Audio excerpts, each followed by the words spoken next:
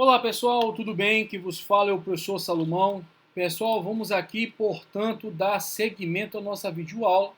Bem, na aula passada nós começamos a trilhar a definição legal de tributo. Apresentamos para vocês que tributo é uma prestação, e aí envolve, naturalmente, uma típica relação jurídica. Não há uma relação de poder, é uma relação jurídica. Envolve a presença de sujeito ativo e de sujeito passivo, cada um com sua esfera de direitos e de deveres. Bem, em seguida foi tratado com vocês que o tributo é uma prestação pecuniária. Ora, se é uma prestação pecuniária, é porque possui uma nítida natureza patrimonial. E isso vai trabalhar a expressão específica desde da questão que envolve o fato gerador, a obrigação tributária e o crédito tributário. Bem, agora, pessoal, vamos analisar a outra parte aqui da informação que envolve a prestação. Que tributo é uma prestação compulsória? Pessoal, eu já havia dito para vocês anteriormente, no que tange especificamente ao estudo da receita tributária, nós vimos especificamente que todo tributo é uma receita pública derivada. E sendo, portanto, pessoal, uma receita pública derivada, o tributo ele decorre necessariamente, pessoal, de uma prerrogativa de império do Estado, iuris império. Então vejam, o Estado ele tem uma prerrogativa constitucional de cobrar o tributo. E o cobra, pessoal, por meio de um crivo de um sistema de legalidade. Então, se não imagina, pessoal, você está aqui na sua casa e pontualmente você começa a receber uma cobrança de um tributo que não tem nem pé nem cabeça, não tem nenhum crivo de legalidade. Isso é firmado, pessoal, com um pressuposto para que não haja cobranças absurdas. Só que o Estado ele tem uma legitimidade, ele tem que te cobrar. Vimos isso na Lei de Responsabilidade Fiscal, vimos isso no próprio CTN, vimos isso também na Constituição. Então, o que eu quero te transmitir aqui é que o tributo, sendo uma prestação compulsória, não há um influxo de uma relação contratual. A relação jurídica envolvida, pessoal, é uma relação jurídica em que o fisco exerce o seu iuris império, impondo a prerrogativa de que você arque com o pagamento de tributo. Agora, qual é o limite disso? É que estabelece uma relação jurídica e essa relação jurídica está submetida ao crivo de legalidade.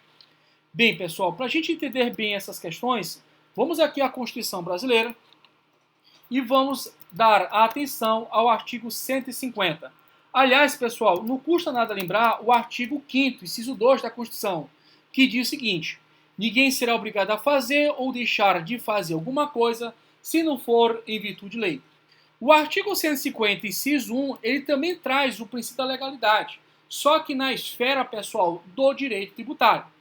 Olha o que diz o artigo 150 da Constituição. Sem prejuízo de outras garantias asseguradas ao contribuinte, é vedado à União, aos Estados, ao Distrito Federal e aos municípios, olha só, exigir ou aumentar tributos sem que, gente, lei que o estabeleça. Então, veja, há uma relação jurídica? Sim. Essa relação jurídica existe uma preponderância em prol do fisco? Sim, porque ele se vai do ius império. E qual é o sistema de segurança que nós temos? A lei. A lei, pessoal, ela estabelece uma série de disposições com o fim, lógico, de limitar o poder de tributar. A lei, portanto, cria uma segurança, uma guarida a nós contribuintes ou responsáveis tributários, para que não haja cobranças absurdas por parte do fisco, para que não haja, pessoal, um rompimento do crivo de nós estarmos dentro de um Estado de direito. Então, mais uma vez, quando se fala assim pontualmente que o tributo é uma prestação compulsória, é que mesmo sobre uma égide de uma relação jurídica, ou seja, não há uma relação de poder propriamente dito, mesmo sobre uma égide de uma relação jurídica, nós temos que observar que o Estado tem uma prerrogativa constitucional de impor a cobrança de tributo com base no sistema de legalidade. E isso é traduzido na expressão iuris império, ou direito de império. Dentro do sistema democrático de direito, esse iuris império deve ter submissão ao crivo de legalidade. Bem, pessoal, feitas as expoentes, vamos partir aqui para o próximo exame. A expressão em moeda ou cujo valor nela se possa exprimir. Pessoal, Nesse sentido pontual, te chama a atenção ao artigo 162 do CTN, que diz acerca das formas de pagamento. Olha só, pessoal, o tributo é pago, né? Como é que você paga o tributo? Olha só, o artigo 162 do CTN diz o seguinte: o pagamento é efetuado em moeda corrente, cheque ou vale postal. Portanto, pessoal, essas são as formas odiernas de pagamento de tributo: moeda corrente, cheque ou vale postal. Vale postal não necessita tamanhas delongas, né? Todo mundo conhece nas transmissões de mercadorias de um lugar para outro da região do país ou mesmo para outro país, necessita-se, portanto, um selo postal que é colocado pontualmente na mercadoria. Agora, pessoal, o cheque é um título de crédito e ele condiz com uma ordem de pagamento à vista. Cheque, pessoal, ele substitui o dinheiro ali fixado.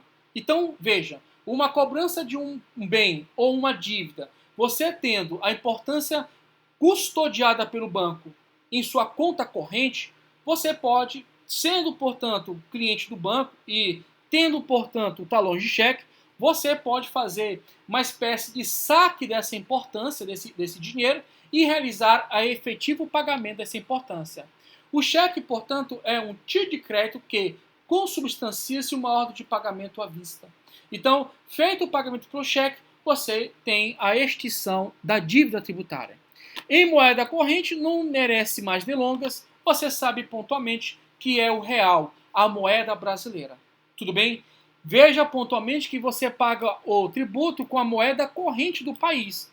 Você não vai pagar com iene, com libras, com dólar americano, dólar canadense, né? o peso.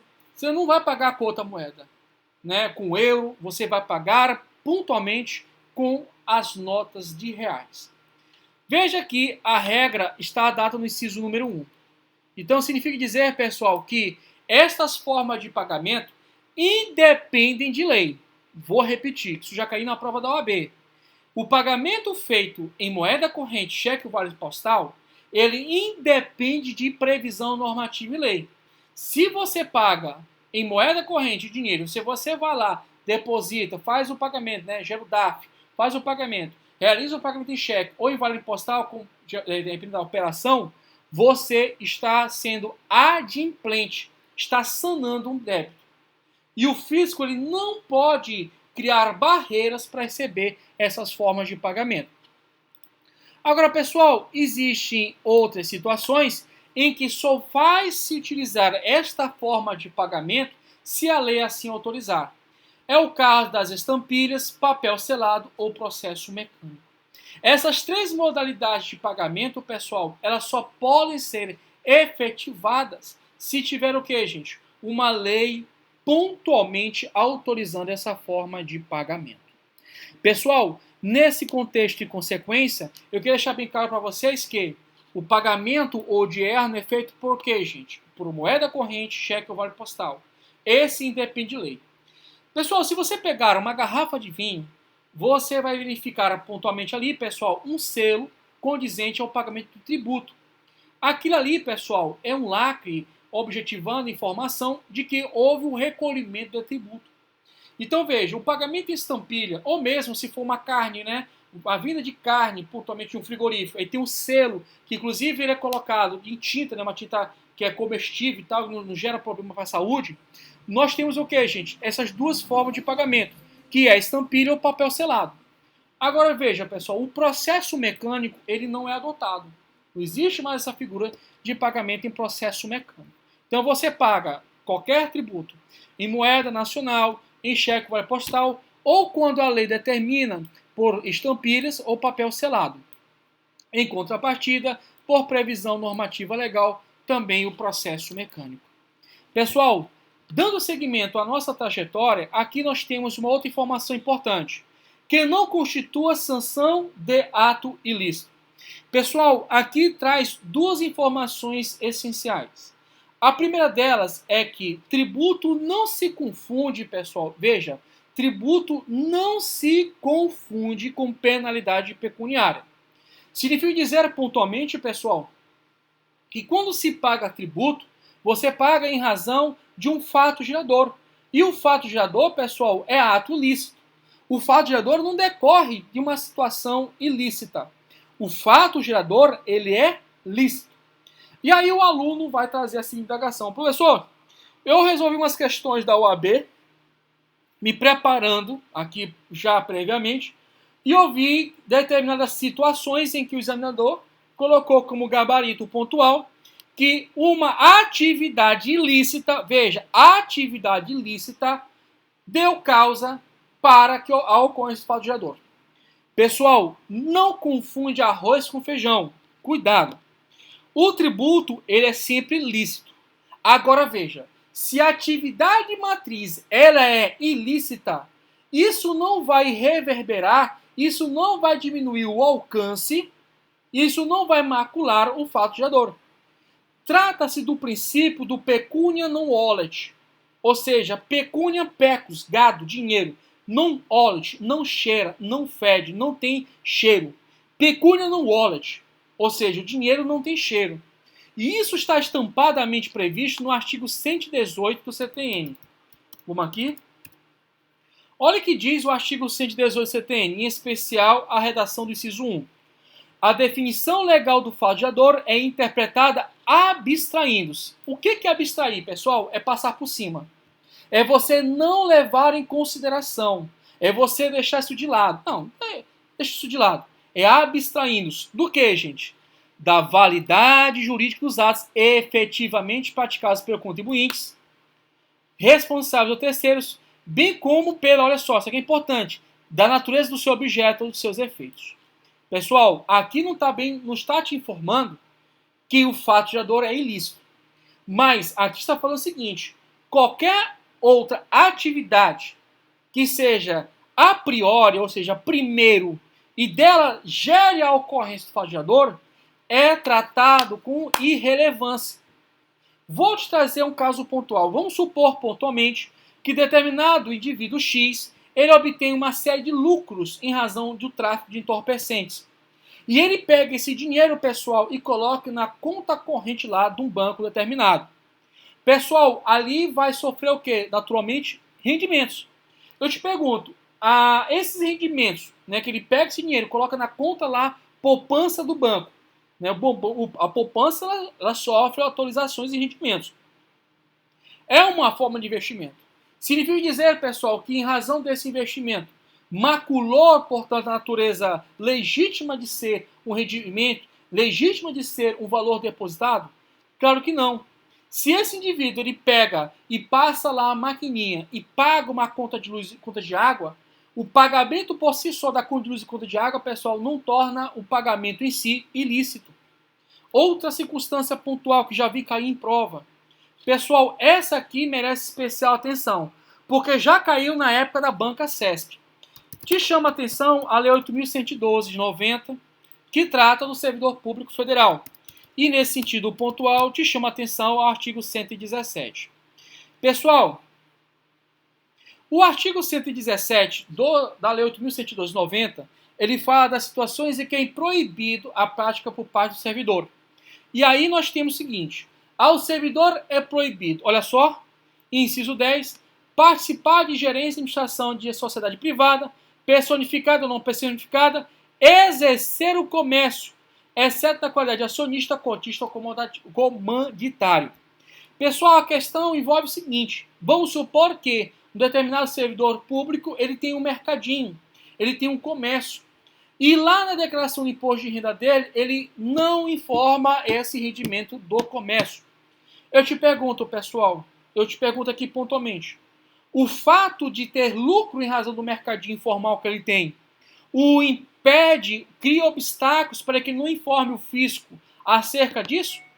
Claro que não, pessoal, ele tem que informar. E outra, pessoal, em razão do fato de exercer comércio e ele obter lucro, o lucro, pessoal, por si só não é ilícito. Então, o lucro obtido pontualmente em razão da atividade comercial que ele praticou deve ser, sim, informada ao fisco. Porque o lucro, pessoal, a propriedade, a circulação de mercadorias são atividades, perdão, são atos lícitos. Envolve, portanto, nitidamente circunstâncias lícitas. Agora, o fruto desses recursos é que são ilícitos. E aí, pessoal, você vai ter um misto de informações. Por um lado, se ele não fizer isso, ele é sonegador, e para o outro, na esfera penal, ele responde pelos crimes que praticou.